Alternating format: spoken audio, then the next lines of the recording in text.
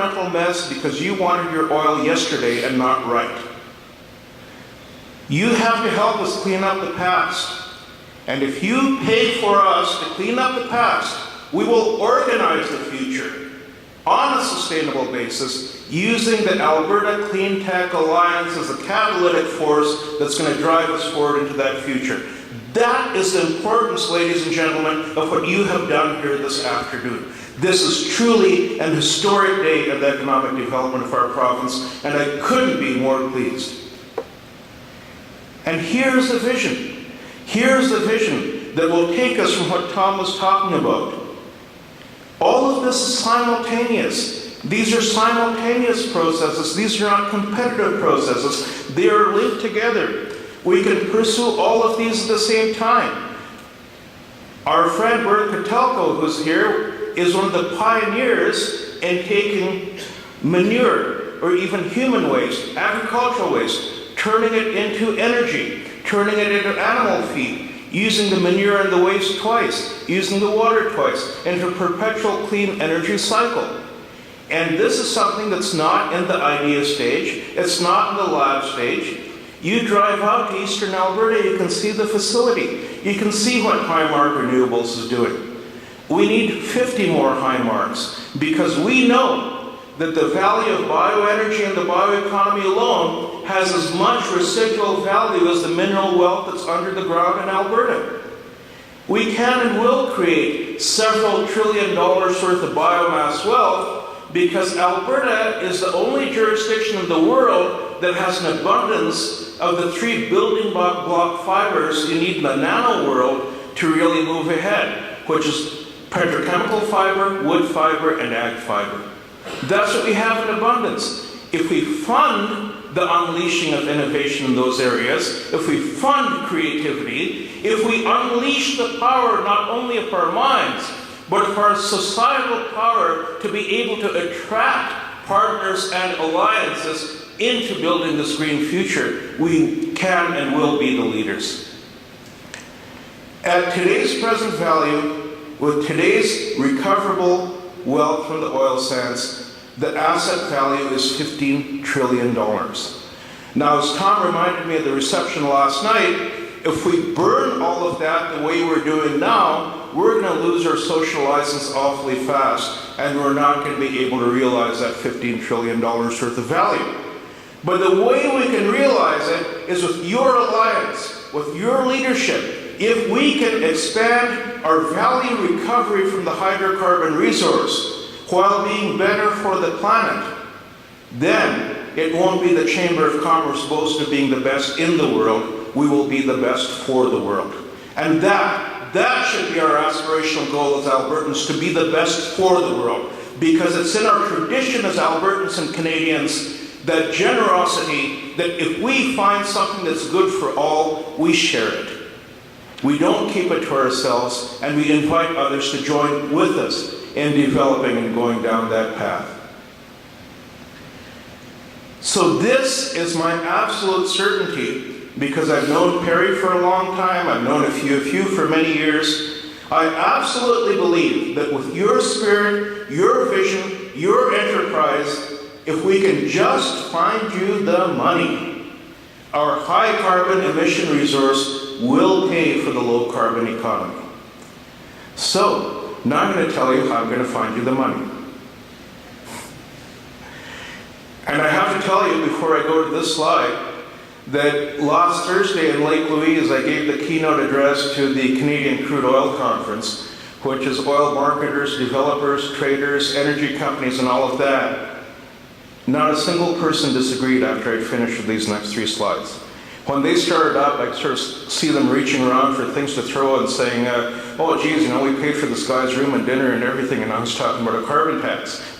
But what I told them is that if you don't design and accept a proper carbon tax, one that's not of your design and choosing is going to be applied to you. It's not only because we need a cap on carbon, we need a price on carbon so it has a marketable value. Now, Tom talked about the high infrastructure cost of running carbon pipelines out of every coal plant to plunk them into a salt cavern that might or might not be there. I agree, that's not the way to go. But A lot of emerging technologies are coming up on what to do with carbon.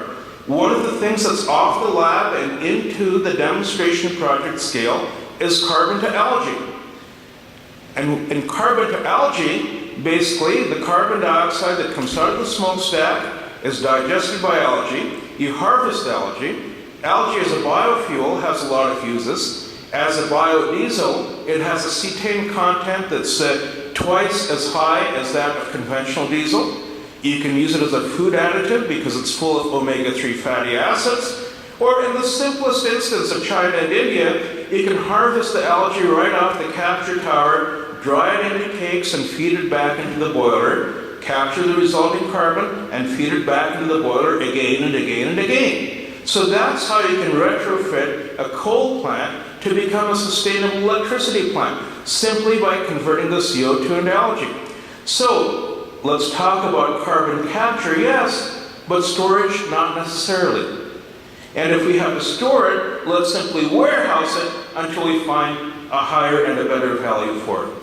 So the design of the carbon tax I proposed to them is something that Texas and Oklahoma and other American oil-producing jurisdictions have used very well. It's called a severance tax. The principle of a severance tax is once you remove a resource from the state of nature, that's when you pay the tax. Now, this tax can be single digits, it can be tailored for different industries, but here's the twist I propose for Alberta. You heard a few minutes ago about Eric Newell's fund, which is where the current Alberta carbon tax of $15 a ton goes. If we make my proposed natural resources severance tax a dedicated tax to flow only into that green fund, where peer-reviewed projects are awarded cash, where projects and proposals that go through a rigorous jury process actually win amounts of necessary capitalization. Imagine what you could do with that. And the severance tax wouldn't just be for oil sands, it'd be for all natural resources. It could be applied to water when you sever it for hydroelectricity, to trees when you cut them for either biomass or dimensional lumber, to coal, certainly, to natural gas, to shale gas, to every time a resource is removed from natural capital and turned into monetized capital, this is the one-time revenue that would flow into our green fund. And it's market sensitive because it fluctuates by market price. So I know, and some of my clients are Cleantech startups, by the way. In June, I was in negotiation in India. I was taking a carbon to algae company into a meeting with a large Indian infrastructure company about building the carbon to algae component into their new power plant. So talks are starting, and we're about 2 years away from moving toward any real progress on that. But I know that a lot of the times it takes maybe $2 million, maybe $5 million, seldom more than 10 or 15 million to get you to the next 2 or 3 stages of your anticipated growth. So this is what a severance tax will do for you. It'll give you a strong and predictable revenue stream for a clean energy economy. It will increase it'll accelerate the transition to low carbon, and it'll give you a reliable pool of money for investment in renewables and alternatives. How much money are we talking about? Look at that. Look at that. Just a 5% natural resources severance tax on Alberta's daily oil production brings us $7 million a day. You put that into a dedicated green fund, and you only dole out the interest from that green fund. Well, in about 3.5 years' time, you'll have somewhere between $7 billion and $8 billion, depending on the fluctuation of the oil price. Invested properly at 8 or 9%, that gives you more than $650 million a year to distribute. And the quantum keeps going up every year because the fund grows. The capital base of the fund grows. So if we can see that within 10 years, just using the NRST, just on oil alone, we'll have $1 billion to fund mitigation of climate change, to fund renewables, to fund alternatives, to fund transitions to green economy. We will need a room 50 times this size to hold every entrepreneur who comes to Alberta to take advantage of